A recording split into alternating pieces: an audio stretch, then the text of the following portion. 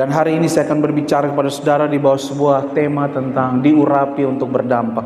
Kita baca dulu satu ayat pertama dari 1 Samuel pasal yang ke-16 ayat yang ke-13.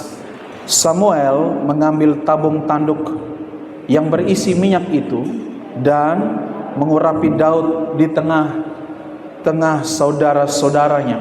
Baca, sejak hari itu dan seterusnya apa yang terjadi? Berkuasalah roh Tuhan atas Daud. Satu kali Daud di akhir daripada perjalanan histori ketika dia diurapi Tuhan untuk menjadi raja atas Israel, saudara. Dan kita tahu dengan pasti ketika Daud diurapi, sejak hari itu Daud disertai oleh Tuhan. Mari bilang bersama saya, disertai Tuhan.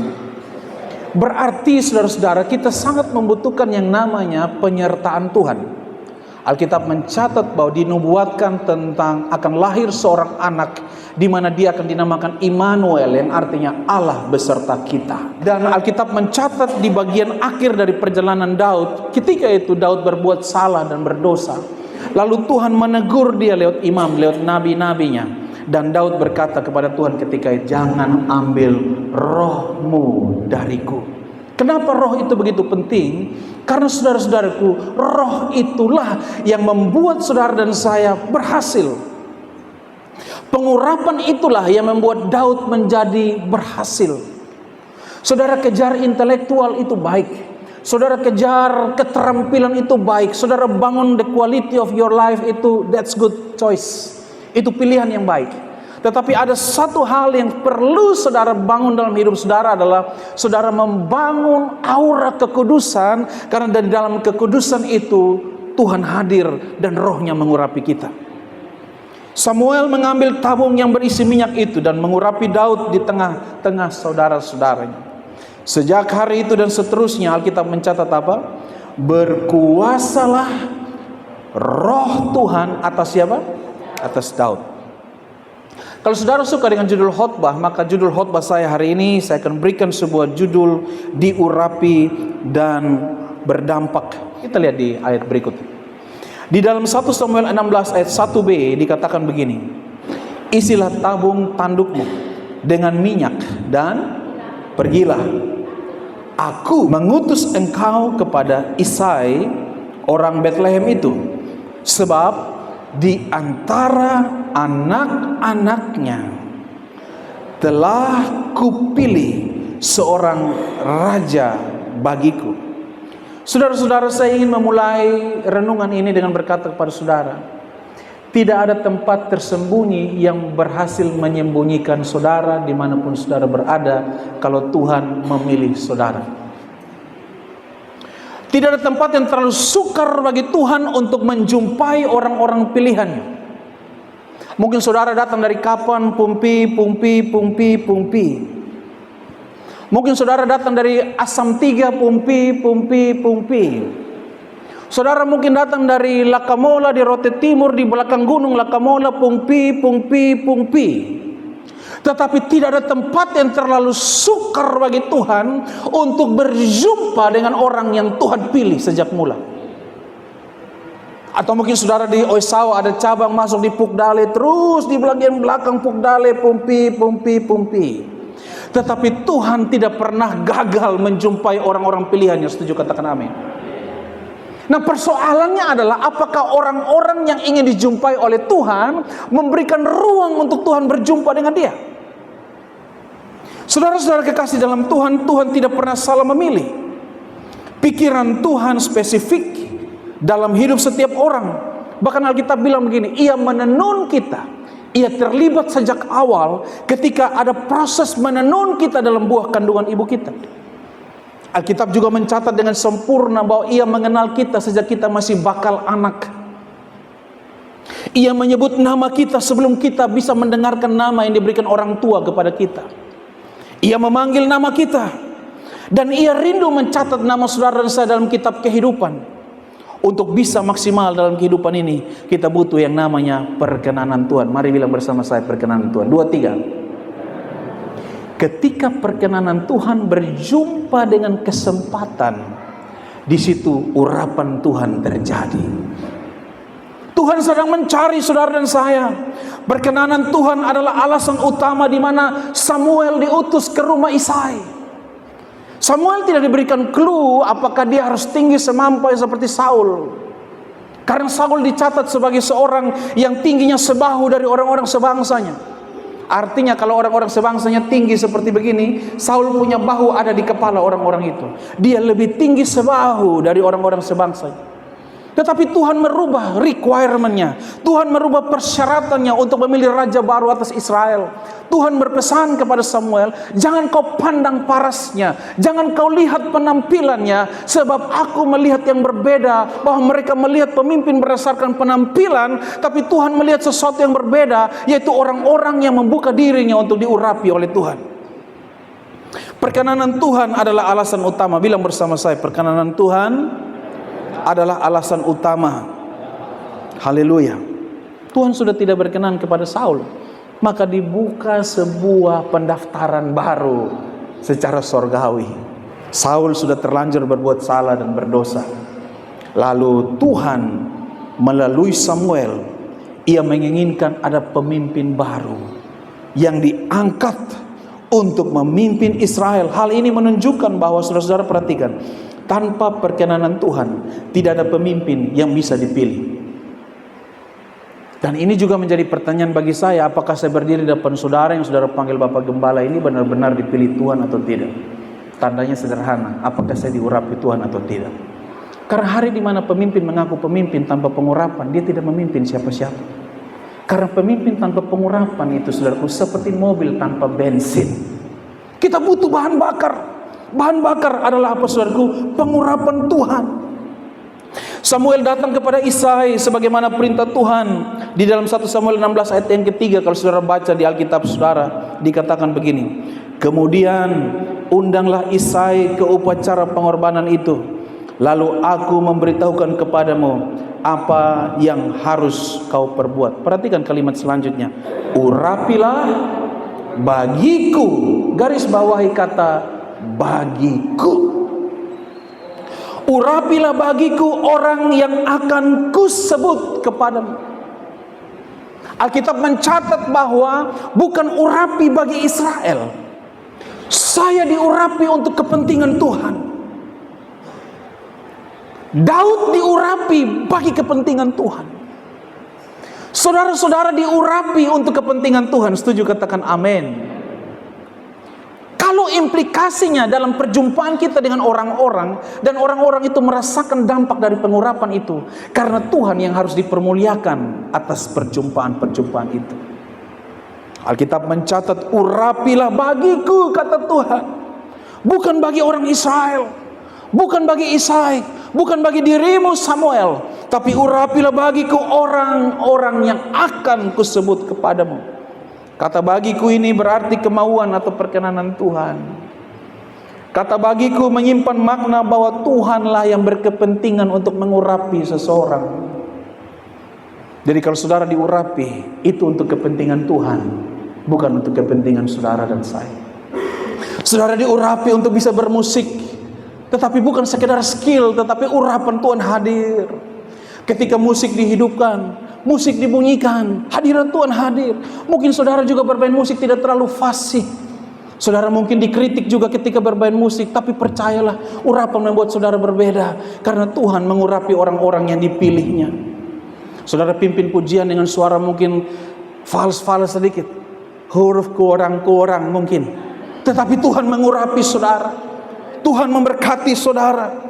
Tuhan membuat saudara berhasil dalam pelayanan saudara.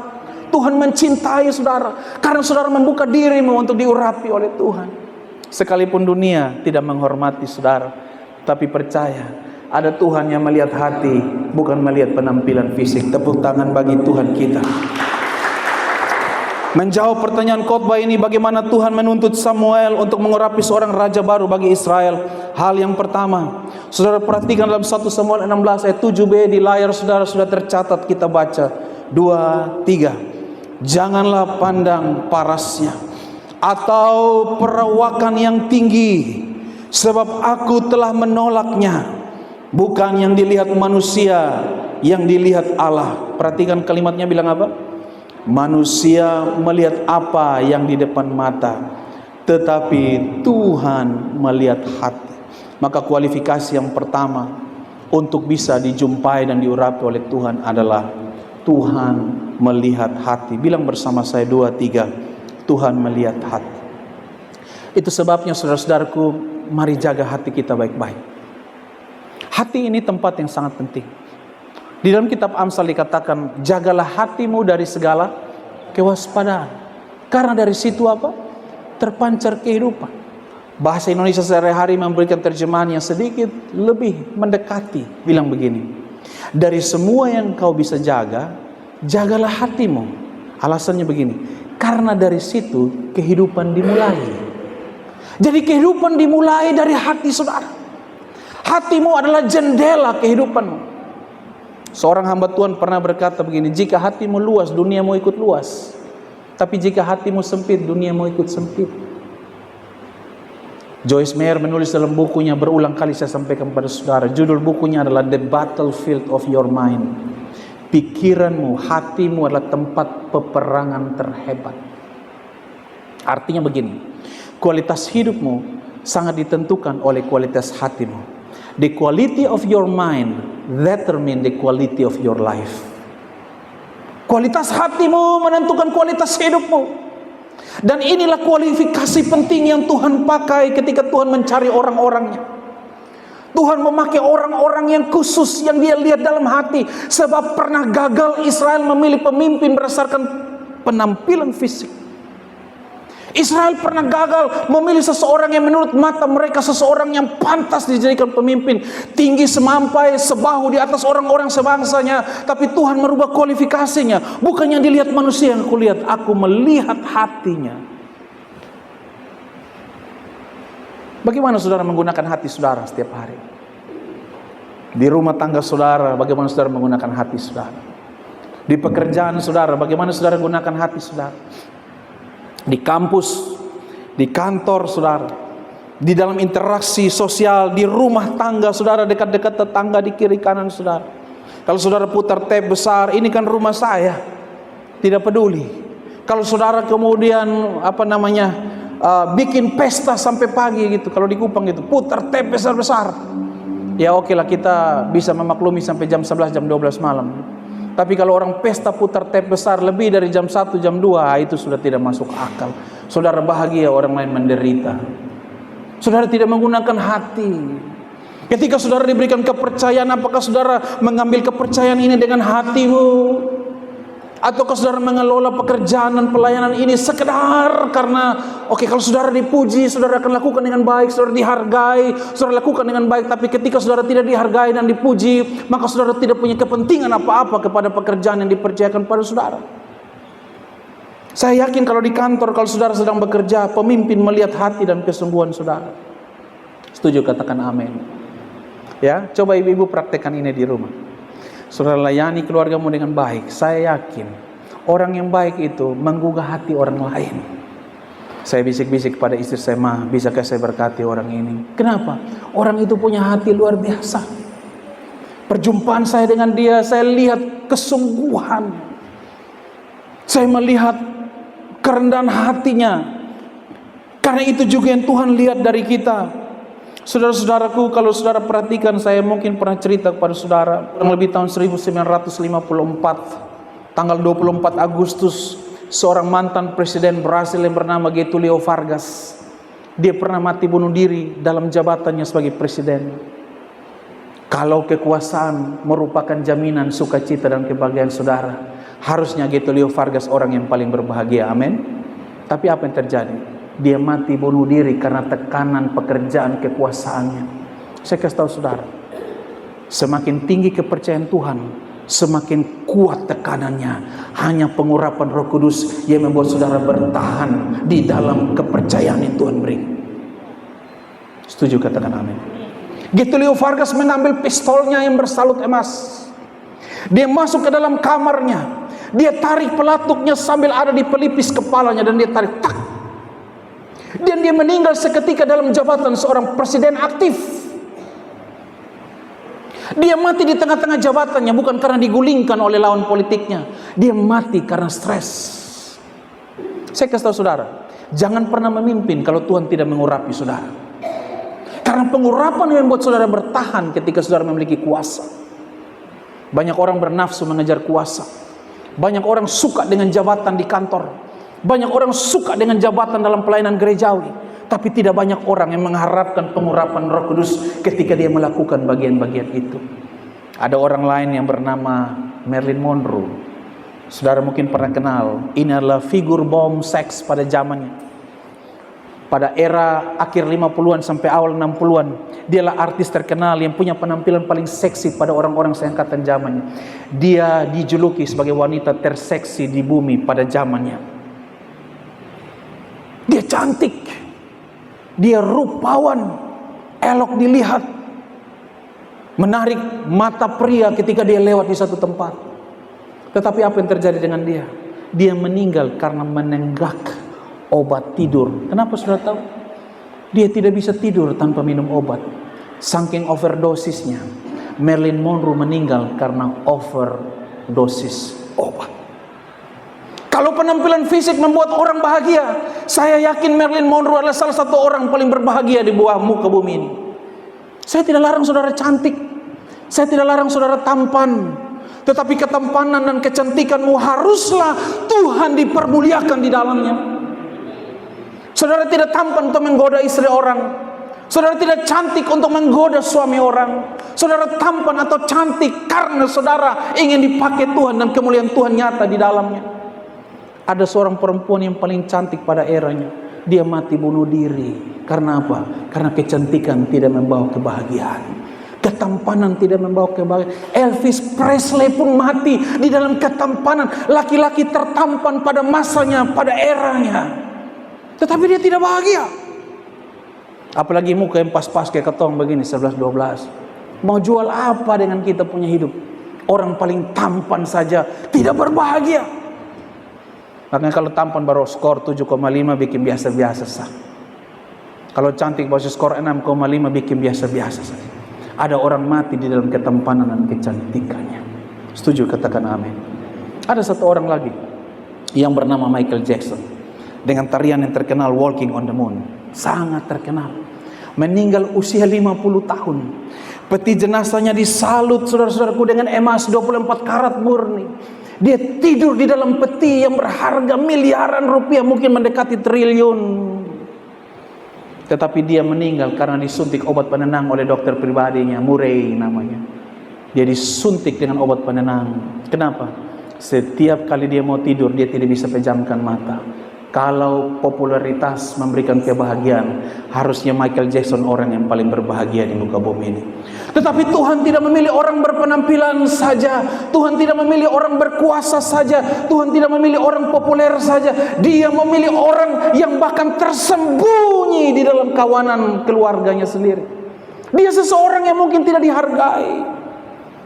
Saudara-saudara, hari-hari ini saya sedang dekat dengan orang-orang yang unik. Saya dekat dengan seorang sahabat saya di Soe. Dia pernah khotbah di sini. Saya yakin saudara tahu. Beberapa waktu yang lalu dia dilantik menjadi anggota DPRD Kabupaten TTS. Ada satu suku di TTS, suku terpencil. Dia sarjana pertama dari kampung itu. Dan hari ini dia menjadi seorang anggota DPRD Kabupaten TTS. Kenapa saudara-saudara? Tuhan tidak pernah gagal menemui saudara. Di suku terpencil pun dia akan datang mendapati saudara. Tuhan tidak pernah gagal memilih orang-orangnya. Setuju? Katakan amin. Dimanapun saudara tersembunyi di kampung ini, Amnuban, Pumpi, dia datang kepada saudara. Sebab yang dia lihat adalah hati saudara. Itu sebabnya saudara harus kirim sebuah zonar dari diri saudara. Tahu zonar? Sebuah sinyal saudara kirim. Saudara kirim zonar itu dan Roh Kudus menangkap zonar itu. Oh, di sana ada orang yang punya hati. Aku akan mendatangi orang itu dan aku memberkatinya. Mungkin sambil saudara masak makanan buat orang-orang di gereja. Saudara masak sambil puji-pujian. Saudara bersyukur di atas makanan itu. Saya masak buat Kak Indri lagi main keyboard. Saya masak buat Kak Kris lagi main bass. Saya masak buat Esra lagi main drum dan seterusnya. Saudara bersuka cita. dengan hatimu. Lalu Roh Kudus mengurapi engkau, dan Roh Kudus bilang begini, "Hei, sudah saatnya aku ingin mengangkat engkau naik lebih tinggi lagi." Tuhan suka melihat hati. Karena siapa yang setia dalam perkara yang kecil, kepadanya dipercayakan hal yang besar. Daud seseorang yang biasa-biasa saja. Dia bukan orang yang luar biasa. Karena ketika Samuel berjumpa dengan dia, dia bahkan diabaikan di dalam rumahnya sendiri. Bilang bersama saya, Tuhan tidak salah pilih. Baru-baru ini saya juga melayani di sebuah ibadah syukuran anggota DPRD Kabupaten TTU. Saya peluk papanya dan saya peluk mamanya. Saya cium papa dan mama. Saya hadir di sini memberikan apresiasi saya kepada orang tua yang luar biasa. Anak-anaknya diberkati Tuhan. Mulai dari paling sulung di Kota Kupang, yang nomor 2 anggota DPRD, 3 dan 4 punya pekerjaan. Tuhan berkati mereka. Lalu saya bertanya pada diri saya, apakah Tuhan tidak salah pilih? Kenapa anak orang biasa ini yang Tuhan pilih? Karena Tuhan tidak memilih status sosial. Tuhan melihat hati. Tepuk tangan yang meriah bagi Tuhan kita. Haleluya. Kalau hari-hari ini hidupmu di bawah kemiskinan, mungkin engkau hidup biasa-biasa saja. Engkau bukan seorang yang tamatan universitas. Engkau bukan bergelar S1, S2, S3 dan seterusnya. Tetapi Tuhan tidak terpengaruh ketika Tuhan ingin memilih saudara. Tuhan memberkati orang-orang bukan bergelar, bukan saja dengan status sosial, bukan berdarah biru, bukan kalangan ningrat. Tuhan menemukan orang-orang berdasarkan hatinya. Lalu saya ingat cerita beberapa puluh tahun yang lalu. Ada seorang laki-laki yang begitu sederhana, kerjanya adalah membantu orang, kerja jalan, kerja jembatan, kerja deker dan lain sebagainya. Dia baru dilantik atau dikukuhkan menjadi PNS hanya 1 tahun mungkin sebelum dia pensiun. Jadi usia pensiunnya sekian, 1 tahun sebelum usia pensiun baru dia diangkat jadi PNS. Bayangkan, laki-laki biasa, anak-anaknya seperti tidak punya masa depan. Salah satu anaknya ada di sini, namanya Pak Goro. Dia hampir tidak tamat SMA. Saya ingat papa saya cerita waktu dia kuliah. Dia ambil fakultas hukum di Undana. Begitu Opa ya. Opa ambil fakultas hukum di Undana. Kemudian ketika Opa harus bayar uang kuliah, oma saya mengambil uang gaji dari Opa saya yang buruh jalan raya itu, saudaraku. Oma saya ambil uang ini. Lu pi bayar sudah. Lu bayar lu kuliah. Ketong mati 1 bulan sudah ada yang makan dalam rumah. Memberi dengan tangisan dan air mata. Mereka bukan miskin, mereka jauh di bawah kemiskinan. Tapi hari ini saya melihat anak cucunya diberkati oleh Tuhan. Tuhan melihat hati. Saya tahu orang-orang yang berusaha dengan kekuatan sendiri dan orang-orang yang punya hati benar di hadapan Tuhan akan diberkati yang punya hati benar di hadapan Tuhan. Oleh sebab itu jemaat Kairos Kupang, pulang dari tempat ini, periksa hatimu baik-baik. Apakah engkau pantas dipakai oleh Tuhan? Pastikan hatimu, matamu tertuju kepada Tuhan. Setuju? Katakan amin. Tuhan berkata pada Samuel, urapilah bagiku orang yang akan kusebut kepadamu. Urapi bagi siapa, saudara? Urapi bagi siapa? Bagi Tuhan. Jadi kalau suamimu diurapi bukan untuk kepentingan keluarga, suamimu diurapi untuk kepentingan Tuhan. Amin. Kau diberkati bukan untuk kepentinganmu, kau diurapi untuk kepentingan Tuhan. Setuju? Katakan amin. Berapa banyak di antara saudara yang hari-hari ini lagi bergumul dengan hidupmu, seakan hidupmu tidak ada ujungnya. Lakukan ini tidak berhasil, bikin itu tidak berhasil, pergumulan ini belum keluar, segala hal yang saudara doakan belum dijawab oleh Tuhan. Mari cek baik-baik hatimu, karena ketika hatimu benar, kehidupanmu dimulai dari situ. Amin. Saudara, bilang bersama saya, Tuhan melihat hati. Yang kedua, saudara-saudaraku, yang kedua, saudara-saudara, Tuhan memilih orang yang rendah hati. Bukan saja hati yang dilihat, bukan saja kesiapan saudara untuk dipakai Tuhan, tetapi dalam 1 Samuel 16 ayat yang ke-11 Alkitab mencatat seperti ini. Lalu Samuel berkata kepada Isai, inikah anakmu semuanya? Baca bersama saya. Jawabnya, masih tinggal yang bungsu, tetapi sedang mengembalakan kambing domba. Selanjutnya apa? Suruhlah memanggil dia, sebab kita tidak akan duduk makan sebelum ia datang kemari. Ayahmu menyembunyikan engkau karena menganggap kamu belum pantas untuk ditampilkan di depan. Bayangkan saudara, kalau saudara diremehkan oleh komunitasmu itu gampang, terlalu gampang menghadapi mereka. Saudara diremehkan oleh orang lain itu terlalu mudah menghadapi orang-orang yang meremehkan saudara. Menurut saya terlalu mudah. Karena ketika saudara tidak merespon ketika dia meremehkan saudara, dia sudah gagal meremehkan saudara. Tetapi ada satu hal yang saya katakan pada saudara. Bagaimana seandainya papamu sendiri yang harusnya mengangkat engkau, meremehkan engkau di dalam rumahmu sendiri? Isai bilang begini, ada satu orang lagi yang bungsu. Seolah-olah yang bungsu tidak punya hak karena masih terlalu kecil. Alkitab mencatat wajahnya kemerah-merahan. Dia terlalu kecil untuk ditampilkan pada prosesi pemilihan raja baru atas Israel. Dia ada di sana. Dia mengembalakan kambing domba. Dia belum cocok pimpin manusia. Dia cocok pimpin hewan saja dulu saat ini. Tetapi Daud adalah pribadi yang setia. Dia setia dalam perkara kecil. Amin, saudara. Hal yang kita saksikan lihat peristiwa ini, Daud bahkan tidak masuk dalam hitungan ayahnya sendiri, di rumahnya sendiri. Karena diremehkan, karena dia paling bungsu.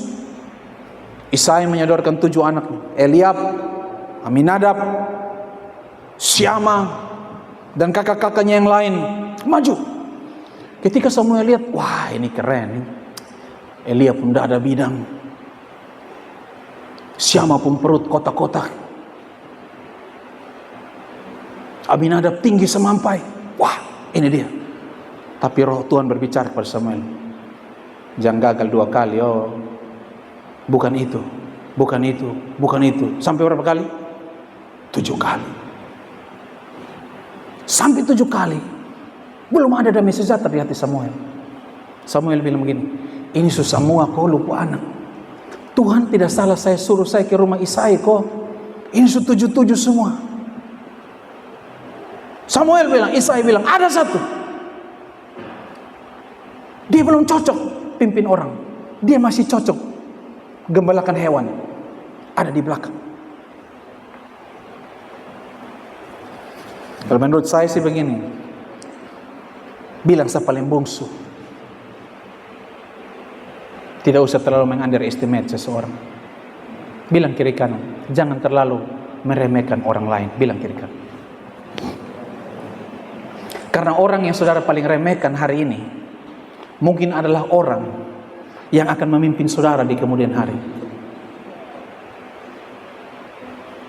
Saya mau kasih tahu pada saudara, mungkin hari ini pekerjaanmu tidak sebaik si A dan si B. Mungkin pendidikanmu tidak setinggi si A dan si B. Tapi saya juga tidak bilang saudara yang sudah kuliah keluar kuliah ya. Saya tidak bilang begitu. Kuliah, setia saja. Kalau saudara tidak mampu kuliah, duduk tenang. Dan Tuhan memberkati saudara. Karena Tuhan lihat hati. Pak Pendeta, kata makan minum saja pas-pas. Di dalam rumah tangga pun juga, di dalam keluarga besar, kalau ada pertemuan keluarga, kau datang juga, shalom juga, orang soni menyaut. Kau datang dengan motor yang tahun 80, kau naik auto juga tahun 90-an, yang datang dengan Innova Reborn, dong belum shalom, tuan rumah su shalom. Duduk paling muka. Sedangkan yang kerja tidak punya pekerjaan tetap, langsung di belakang piring kotor ada banyak. Kita bahkan tidak dihargai di lingkungan yang harus menghargai kita. Tetapi jangan patah semangat. Sebab kalau engkau punya hati yang baik, engkau punya potensi diangkat oleh Tuhan. Jangan tangisi keadaanmu. Kenapa saya tidak lahir dari bapak yang itu dan mama yang itu saja? Kenapa saya mesti lahir dari bapak dan mama yang ini? Tidak tamat SMP, bayar uang kuliah tidak bisa. Kenapa saya harus lahir dari keluarga yang miskin ini? Tetapi kalau kamu punya hati yang baik dan orang tuamu punya hati yang baik, masa depanmu sungguh ada dan harapanmu tidak akan pernah hilang. Karena Alkitab bilang begini, orang benar bersih kelakuannya, berbahagialah keturunannya. Dahulu aku muda, sekarang aku menjadi tua, tapi belum pernah aku melihat orang benar ditinggalkan Tuhan atau anak cucunya meminta-minta roti. Masuklah Nuh bersama seisi rumahnya, karena hanya Nuh yang kutemukan sebagai orang benar pada orang-orang pada seangkatan zamannya. Tepuk tangan yang meriah bagi Tuhan kita. Haleluya. Isai menyodorkan, mengkampanyekan ketujuh anaknya tanpa mempedulikan perasaan anak bungsunya. Di masa lalu mungkin tidak semua yang hadir di tempat ini menjadi orang-orang seperti ini. Sekarang saudara sudah punya rumah, punya mobil, punya motor. Tapi di masa lalu siapa saudara? Kalau hari ini kita bisa jadi seperti ini, harusnya kita bilang begini, ini semua aku tidak akan capai tanpa kemurahan Tuhan. Amin. Kemurahan Tuhan yang membuat kita berhasil, bukan hasil usaha kita. Karena usaha seperti apapun, seperti Isai menyodorkan 7 anaknya, Tuhan tidak berkenan. Karena Tuhan berkenan kepada orang yang rendah hatinya. Bilang bersama saya, Tuhan memilih orang yang rendah hati. Amin. Manusia dapat meremehkan kita, tetapi jika kita memiliki hati yang benar, maka Tuhan akan mengangkat kita pada waktunya. Persoalannya, ketika kita sudah diangkat, kita menjadi congkak dan tinggi hati. Kita belum cukup kuat bertahan dalam kerendahan hati. Karena Alkitab bilang, siapa setia dalam perkara kecil, kepadanya dipercayakan hal besar. Setuju, katakan amin. Adakah di antara saudara di sini yang sedang mengerjakan perkara kecil? Teruslah setia. Karena perkara besar hanya hitungan waktu, menit, detik, dan jam. Begitu waktu berganti, kepercayaan akan datang seiring dengan orang-orang yang setia. Saya melihat anak-anak ini bertumbuh dewasa, saya merasa bertambah tua, saudara. Time flies. Waktu berterbangan so fast. Begitu cepatnya waktu. Dulu masih antar mereka pergi kampus. Sekarang di rumah sudah sepi. Beberapa hari lagi kami sudah tinggal satu baliat satu. Sepi sekali di rumah yang begitu besar. Sepi hidup kita. Pencapaian terbaik dalam hidupmu, semua ada kerangka waktunya. Amin. Kita tidak sehat terus sepanjang hidup kita. Betul? Kita tidak bisa makan enak sekalipun kita punya uang beli makanan enak seumur hidup kita. Saudara punya mobil mewah, ada orang harus bantu saudara untuk bisa naik mobilmu suatu hari nanti. Berarti di dunia ini adalah sebuah proses kesementaraan. Tapi saya ngomong begini bukan menjatuhkan mental saudara. Saya mau kasih tahu saudara realitanya begini. Tanpa Tuhan, semua yang kita raih ini sia-sia. Tetapi tanpa Tuhan, engkau tidak bisa raih apa-apa. Kalau engkau sudah meraih sesuatu karena campur tangan Tuhan, tetaplah pandang Tuhan sampai kapanpun, saudara. Tetap rendah hati. Jangan jadi congkak ketika Tuhan memberikan saudara sesuatu. Jangan menjadi sombong ketika engkau lebih pintar. Jangan menjadi angkuh kalau kesempatan terbuka bagi engkau. Karena orang-orang yang setia yang sedang menonton engkau, dia juga punya kesempatan lebih besar dari apa yang kau bisa capai hari ini. Bilang kiri kanan saudara, kamu punya potensi dan peluang menjadi lebih besar di kemudian hari. Amin. Tuhan membenci orang congkak, tapi Ia mengasihi orang yang rendah hati. Setuju, katakan amin. Milikilah kerendahan hati, sebab Tuhan mengangkat orang-orang yang rendah hati. Satu kali Yesus bilang kepada murid-murid, barang siapa hendak menjadi terbesar di antara kamu, hendaklah dia menjadi pelayan atas semuanya. No other leader teach leadership like Jesus. Tidak ada pemimpin siapapun di dunia ini yang mengajar prinsip kepemimpinan seperti Yesus ajarkan. Dia bilang begini, kamu mau jadi terbesar? Jadilah pelayan di antara semuanya. Yesus membawa paradoks cara berpikir yang berbeda. Dia tidak membawa prinsip bos, dia membawa prinsip leader. Leader itu melayani, bos memerintah.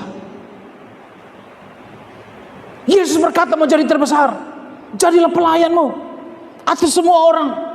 Orang bilang begini, lu lihat, lu yang melayani beta toh, beta duduk, beta jago, lu yang melayani. Ya. Tuhan mengangkat orang-orang yang dikasihinya pada waktunya. Orang-orang tua, doronglah anak-anakmu untuk melayani Tuhan. Karena dengan beribadah dia berjumpa dengan Tuhan. Dan ketika dia berjumpa dengan Tuhan, Tuhan memoles hatinya. Karena Tuhan berjumpa di hati, bukan di penampilan. Setuju, katakan amin. 1 Samuel 16 ayat yang ke-12. Kemudian disuruhnyalah menjemput dia. Apa yang terjadi? Ia kemerah-merahan, matanya indah dan parasnya elok. Lalu Tuhan berfirman, bangkitlah, urapilah dia, sebab inilah dia. Samuel bilang, kita tidak akan makan kalau dia belum datang. Dan karena prinsip Samuel, akhirnya Isai bilang, masa Daud sih? Anak masih kecil anak nih, kemerah-merahan gitu, muka masih baja rawat begitu. Masa dia? Tapi coba jangan-jangan dia. Begitu ambil, Samuel bilang, ini dia. Aha, ini dia orangnya. Lalu Roh Kudus berbicara, Tuhan bicara di telinga Samuel, urapilah dia. Saudara kejar posisi. Daud kejar posisi. Daud minta diurapi. Kenapa dia bisa diurapi? Karena Tuhan melihat hati, tidak sorong-sorong diri. Tuhan kita, Tuhan yang tahu memilih orang yang tepat. Setuju, katakan amin. Lihat di slide berikut. Lalu Tuhan berfirman, bangkitlah, urapilah dia, sebab inilah dia. Mulailah bangun hati yang benar. Terlepas dari saudara beragama Kristen karismatik, ko Protestan, ko Pentakosta, ko Bethel, ko Reform, ko, hatimu harus benar. Karena ketika hatimu benar, Tuhan tertarik dengan hati yang benar. Dan ketika Tuhan tertarik dengan saudara, dunia tidak bisa menahan saudara. Bahkan engkau tidak bisa bersembunyi dimanapun, sebab Tuhan menangkap sonar yang engkau kirim dari kerendahan hatimu. Katakan amin. Bilang bersama saya, hati saya harus benar. Hati saya harus rendah hati. Tepuk tangan yang meriah bagi Tuhan kita. Haleluya. Coba saudara perhatikan, 7 saudaranya, mereka maloi saya. Ini anak sone sangka-sangka. Saudara pernah dengar begitu? Sone sangka-sangka Tuhan angkat dia. Sone sangka-sangka. Ini anak terlalu batu betul dia. Saudara-saudara, Tuhan mengurapi orang yang dipilihnya sejak semula. Setuju, katakan amin. Ketika kesetiaan Daud berjumpa dengan perkenanan Tuhan. Mari bilang bersama saya, ketika kesetiaan Daud berjumpa dengan perkenanan Tuhan. Bisakah kita ganti Daud dengan nama kita? Ketika kesetiaan, sebut nama saudara, 2, 3, berjumpa dengan perkenanan Tuhan, maka Tuhan akan mengangkat engkau pada waktu itu. Mari bilang sama-sama saya harus hidup setia. Lebih keras lagi, saya harus hidup setia. Daud di mata manusia bukan siapa-siapa. Tidak diikut sertakan oleh ayahnya dalam kontes pencarian raja baru di rumahnya sendiri. Hanya dibutuhkan untuk melakukan pekerjaan remeh-temeh seperti mengantar roti bagi kakak-kakaknya di medan pertempuran. Suatu kali Isai bilang, Daud, antar ini beberapa roti, kasih lupung kakak dong, ada perang. Jadi Daud antar roti itu tidak bermaksud untuk berperang melawan Goliat. Dia hanya petugas antar roti, saudara. Ya. Jadi hari ini kalau saudara sedang disuruh-suruh oleh mamamu, lakukan saja. Karena jangan-jangan saudara lah orangnya. Amin. Disuruh-suruh antar roti. Sudah bosan suruh gembalakan 2-3 ekor kambing domba, suruh antar roti. Ketika Daud antar roti sampai di medan pertempuran, mereka lagi ketakutan semua karena Goliat lagi mengintimidasi mereka. Siapa yang terhebat keluar perang ganti lawan saya. Kalau saya kalah, kami menjadi hamba kalian. Kalau kalian kalah, kalian menjadi hamba kami. Dan Daud sedang lihat, mengapa orang tidak bersunat itu begitu arogannya. Lalu Eliab bilang begini, lu ondor sana. Ini bukan lu pun tempat. Lu punya tempat adalah menggembalakan 2-3 ekor kambing domba milik ayah kita. Saya kasih tahu saudara. Yang pertama, Eliab merendahkan adiknya dengan mengatakan apa? Lu hanya gembala apa? 2-3 ekor. Berarti gembala banyak atau tidak nih? Hewannya banyak atau tidak? Hanya berapa? 2. Sudah rendahkan lagi, bilang hanya 2-3 ekor kambing domba. Ini rendah sampai raroso di bawah, saudara. Sudah anak kicibodo, anak bawang, penggembala 2-3 ekor kambing domba, itu pun milik ayah kita. Dengan kata lain, Eliab mau bilang gini, lu nih sone ada apa-apa, lu sone masuk dalam hitungan. Apakah saudara sedang merasa tidak dalam hitungan hari-hari ini? Jangan-jangan saudara orangnya. Amin. Kalau saudara sedang tidak dihitung hari-hari ini, jangan-jangan saudara orangnya. Dan ketika itu Daud berperang, Goliat kalah, Israel punya muka tak angkat, hanya karena seorang anak yang sangat diremehkan oleh ayahnya di rumahnya sendiri dan oleh kakak-kakaknya di medan pertempuran. Saya tidak tahu ini anak-anak sekolah minggu yang di depan tadi yang kita doakan. Saya selalu bilang begini, hari ini kami menggendong kamu, besok kamu menggendong kami. Saya ingat setiap kali kita jalan lewat rumah sakit umum, Kevin masih SD, Omong juga masih patah-patah, SD kelas 1 mungkin.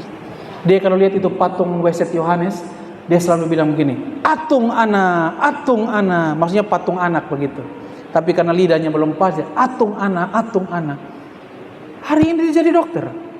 Apakah menutup kemungkinan besok-besok dia jadi direktur rumah sakit umum Profesor Weset Yohanes Kupang? Who knows? Tidak ada yang tahu. Betul?